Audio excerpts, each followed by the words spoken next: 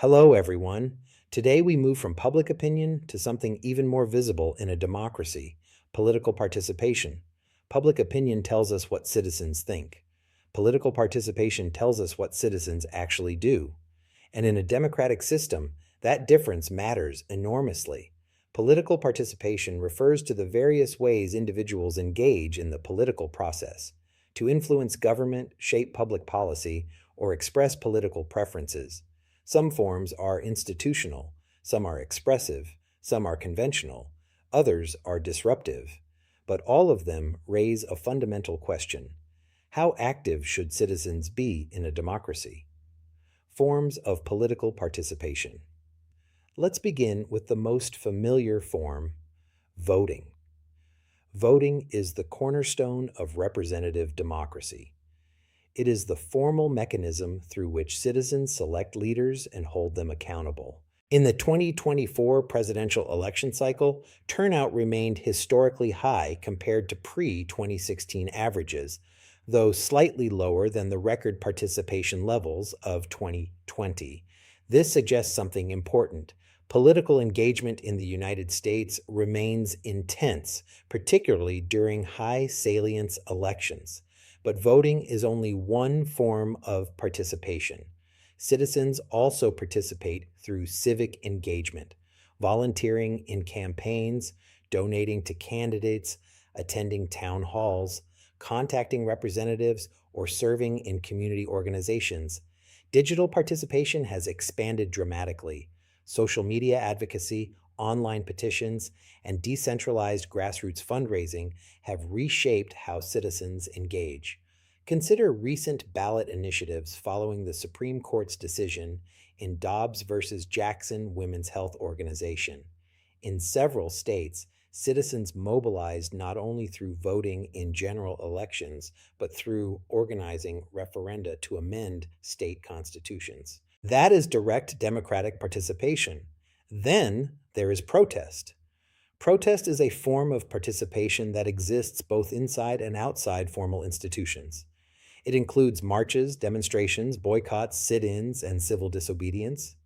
In recent years, protests have emerged around immigration policy, policing practices, campus speech debates, foreign policy conflicts, and Supreme Court decisions such as Students for Fair Admissions versus Harvard.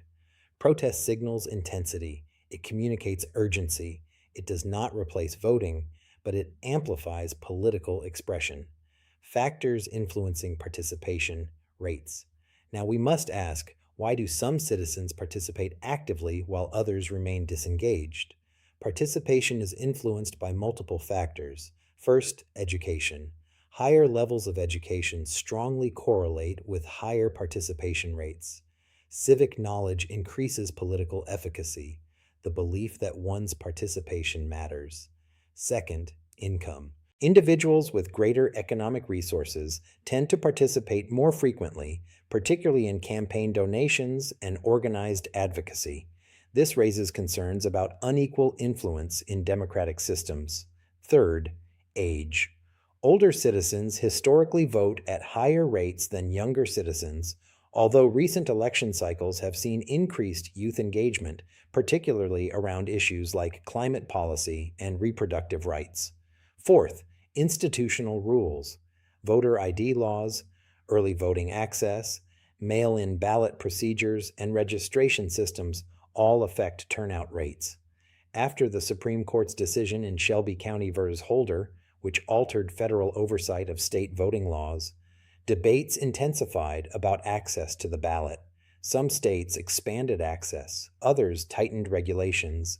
Institutional design influences participation. Fifth, political trust. When citizens believe institutions are legitimate and responsive, participation increases. When cynicism rises, participation may decline or shift toward protest rather than voting. Media environment also matters. Intense polarization can mobilize participation through fear or anger, but it can also exhaust citizens. Participation is not merely about opportunity, it is about motivation, the significance of active citizenship. Now we arrive at the normative question: Why does participation matter? Democracy requires more than elections. It requires engaged citizens. Active participation serves three major functions.